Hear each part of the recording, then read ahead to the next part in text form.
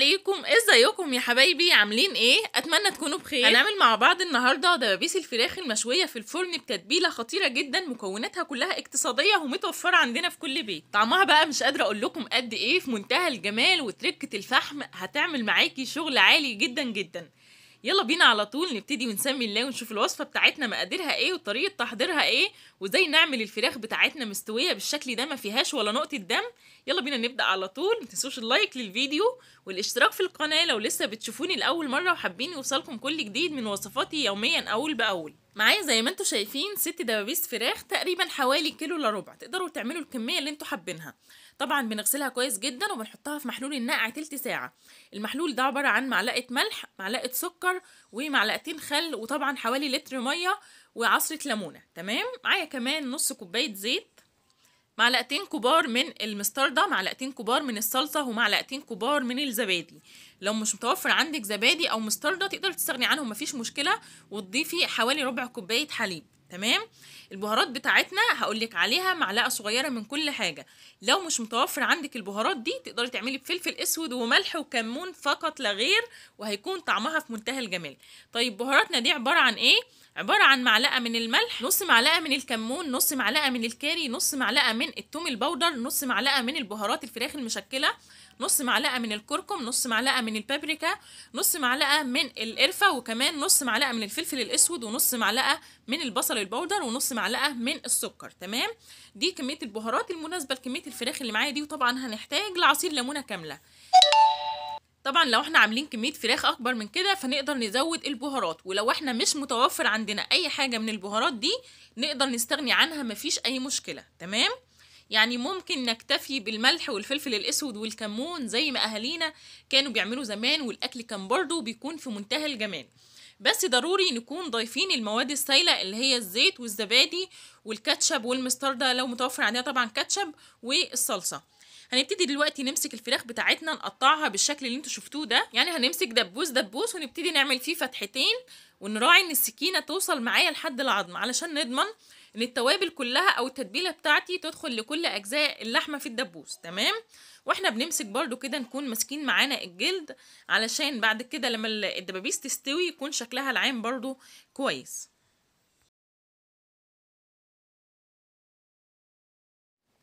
ودلوقتي في بولة فاضية هننزل بعصير ليمونة كاملة، كمان هنضيف نص كوباية الزيت، كل التوابل اللي احنا قلنا عليها او المتوفر فيها عندك.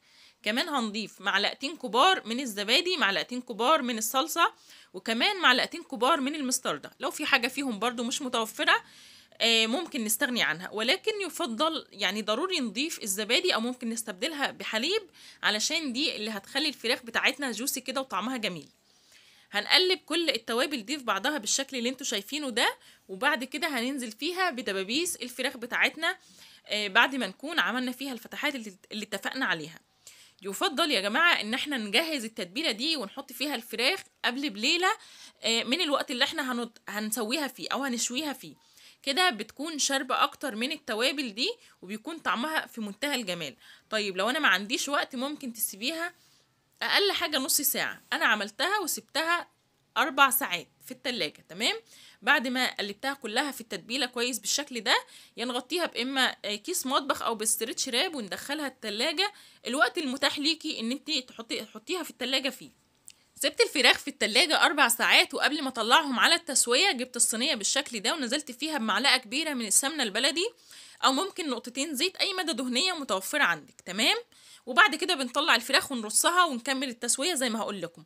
لكن لو انت حابة تضيفي خضار فمفيش مشكلة. انا هنا قطعت بطاطسيتين لشرايح رقيقة بالشكل اللي شفتوه، وكمان هقطع بصلاية واحدة وقرنين من الفلفل الاخضر. بس ده الخضار اللي انا هضيفه. اهم حاجة ان تقطيعة الخضار كلها تكون رقيقة، علشان طبعا عارفين ان دبابيس الفراخ ما بتاخدش وقت في التسوية.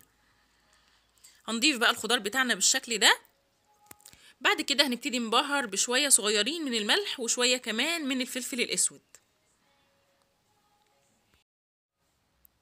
بس كده. وطبعا نراعي ان احنا ما نكترش بهارات، لان كده كده التوابل بتاعة الفراخ هتنزل على الخضار اللي تحت ده، فعلشان ما يكونش حادق معايا. بعد كده هنطلع بدبابيس الفراخ ونبتدي نرصها عكس بعض بالشكل اللي انتوا شايفينه ده.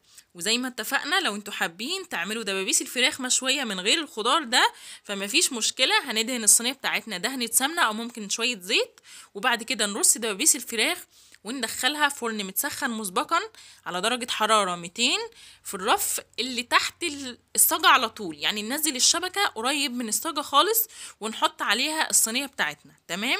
انا مش هغطيها بورق فويل ولا اي حاجة علشان ما تنزلش مية، انا عايزاها مشوية، عايزاها تكون مقرمشة شوية. تمام. بعد ما رصيت دبابيس الفراخ هبتدي انزل عليها بالصوص اللي انتوا شايفينه ده. طبعا ده ريحته وطعمه كان في منتهى الجمال، وهيخلي الخضار اللي تحت ده هيكون برضو طعمه جميل جدا جدا. تمام. يبقى احنا اتفقنا هندخل الفراخ بتاعتنا على الشبكة، بس تكون الشبكة تحت خالص في الرف اللي فوق الصاجة على طول على درجة حرارة 200. ده كان شكلها بعد ما طلعت من الفرن. طبعا لكم ان تتخيلوا الريحة والطعم بجد في منتهى الجمال. هنجيب بقى ورقة فويل ونحطها في النص، ونجيب فحماية وننزل عليها بشوية من الصوص اللي نازل من الفراخ ده، او ممكن نقطة زيت، ونغطي عليها ونقدمها بألف هنا وشفا. انا عملت معاها رز ابيض بالشكل اللي انتوا شايفينه ده، وبجد كان طعمها خطير جدا جدا، مستوية 100%، طعمها دايب ومقرمش من بره وجوسي من جوه، وبجد كانت جميلة جدا. طبعا ما ننساش ان احنا نبقى نشغل عليها الشواية علشان تاخد اللون الاحمر الجميل اللي انتوا شايفينه من بره. وطبعا هي مستوية جدا، يعني ما شاء الله مفيش اي دم خالص، يعني زي ما انتوا شايفين، ولا الصوص بقى اللي نازل مع الخضار، بجد حاجة في منتهى الجمال. جربوا الوصفة دي على ضمانتي، هتعجبكم جدا جدا، هتكون احلى وانضف من الجاهز مليون مرة، وكمان اوفر ليكم بكتير. ما تنسوش اللايك للفيديو، حطوا لايكات كتير علشان الفيديو يترفع والناس كلها تقدر تشوف الوصفة المميزة دي. ويا ريت اللي بيشوفني لأول مرة ينزل حالا يشرفني بالاشتراك، هتلاقوا كلمة اشتراك مكتوبة باللون الأحمر تحت الفيديو، اضغطوا عليها وفعلوا زر الجرس اللي جنبها على الكل علشان تقدروا تشوفوا كل الأفكار والوصفات اللي بنزلها يوميا أول بأول. شيروا الفيديو لو حابين، وما تنسوش تكتبوا كومنت جميل زيكم، ولو في أي سؤال اكتبوه في الكومنتات، بإذن الله هرد عليكم، وإن شاء الله أشوفكم في فيديو جديد ووصفة جديدة. مع السلامة.